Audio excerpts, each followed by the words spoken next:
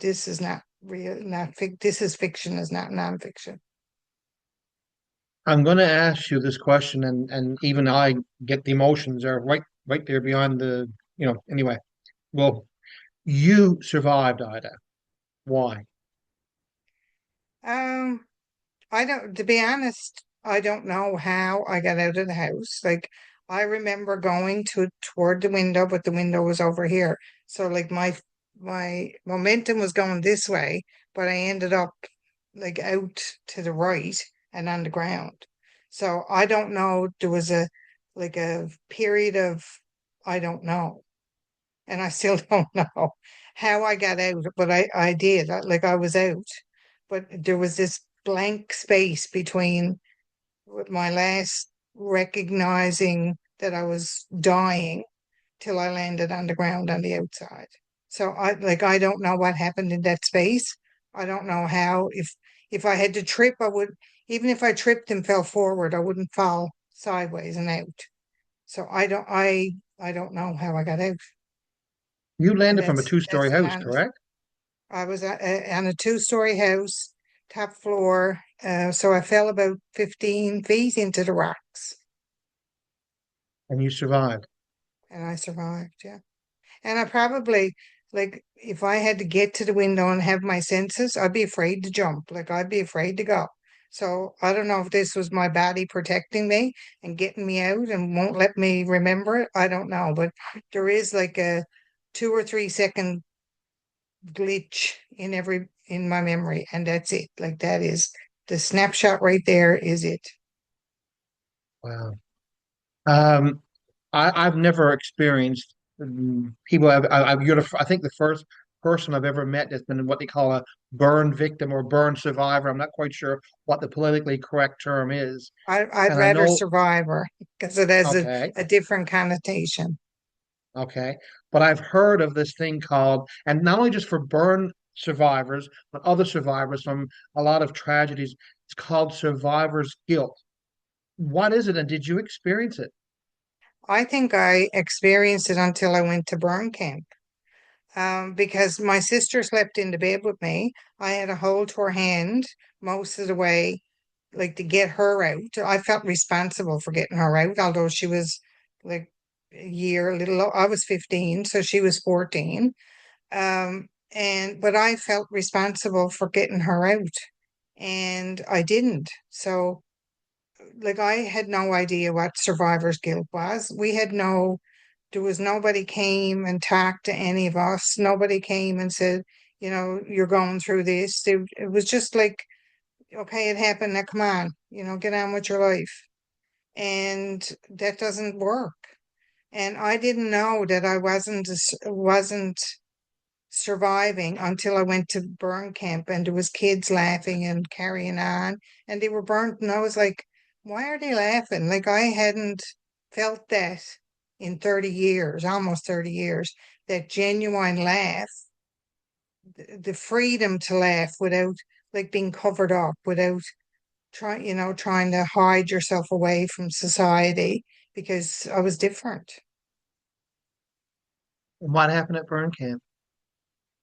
Like I said, I had an epiphany. I cried for 4 days. Like I just couldn't be stopped.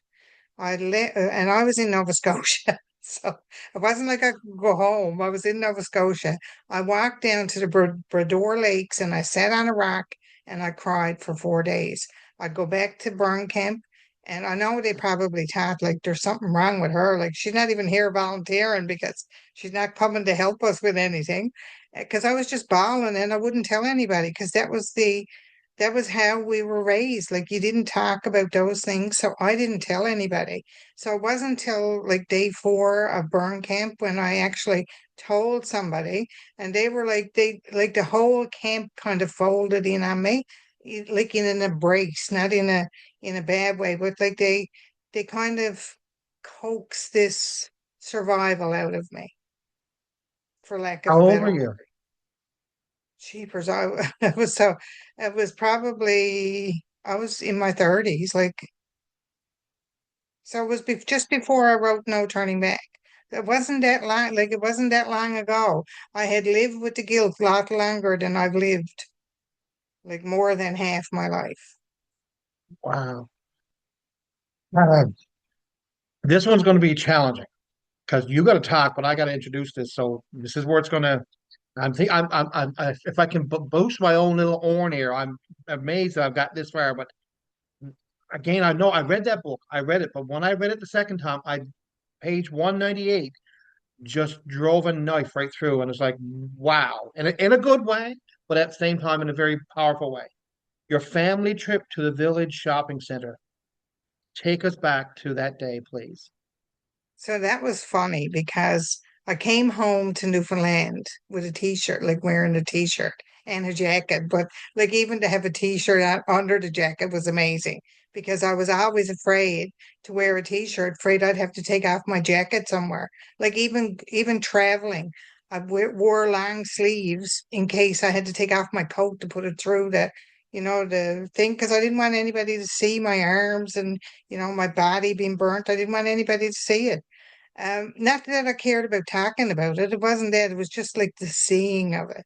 So I came back and I said, you know what? Like, I'm taking the bull by the horns. I am going to the mall.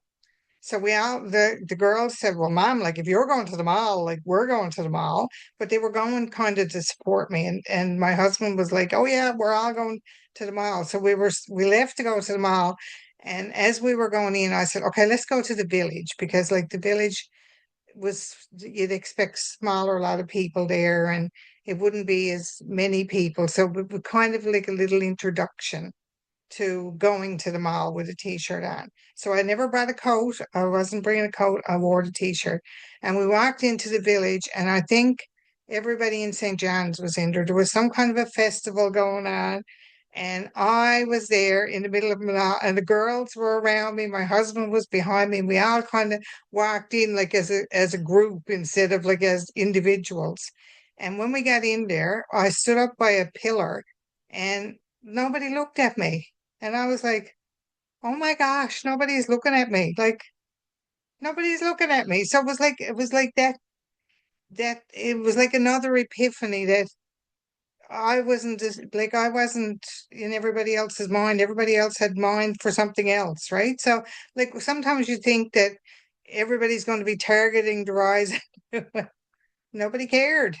So that was kind of my first dapple. Now I mean, I don't care how I go anywhere. Like it doesn't bother me anymore. It did for the first, it felt awkward for the first year because I had to unlearn some things.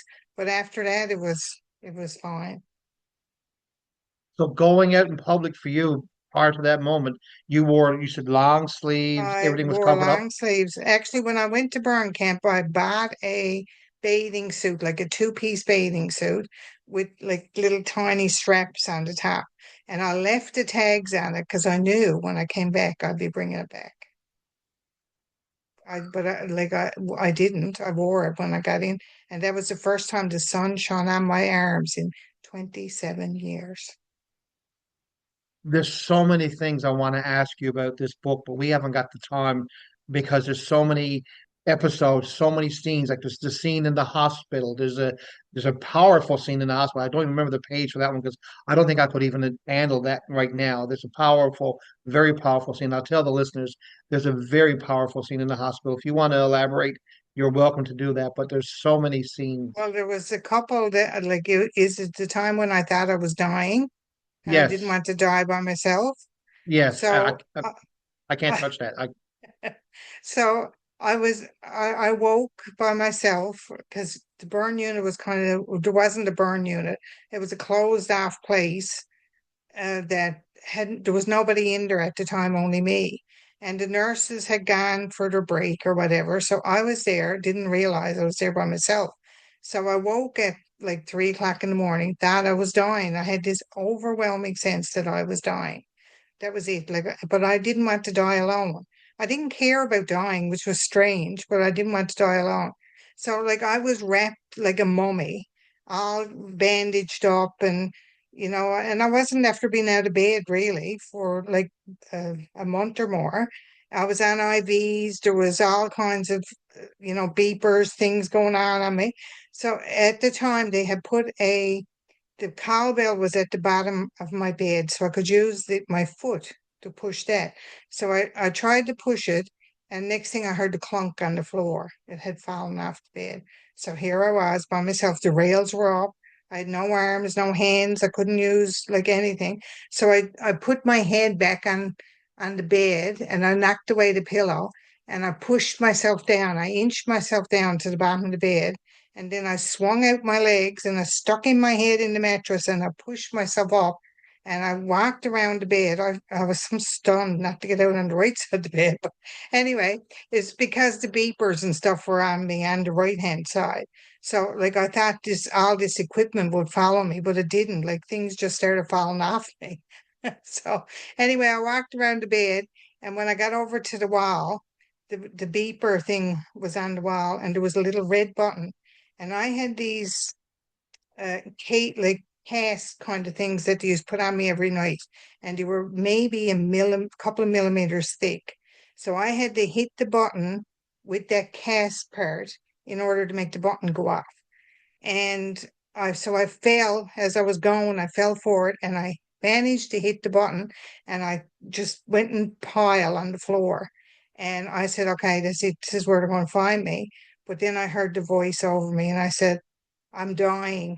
And then there was all bulletins alert. There was people coming, the lights came on. There was, oh, I don't know how many people ran into the room, got me all, put me into the bed, and then I was fine. Like, so I must have kind of whatever was going on that was shutting down in me must have unshut down as I was trying to get around to get to the button.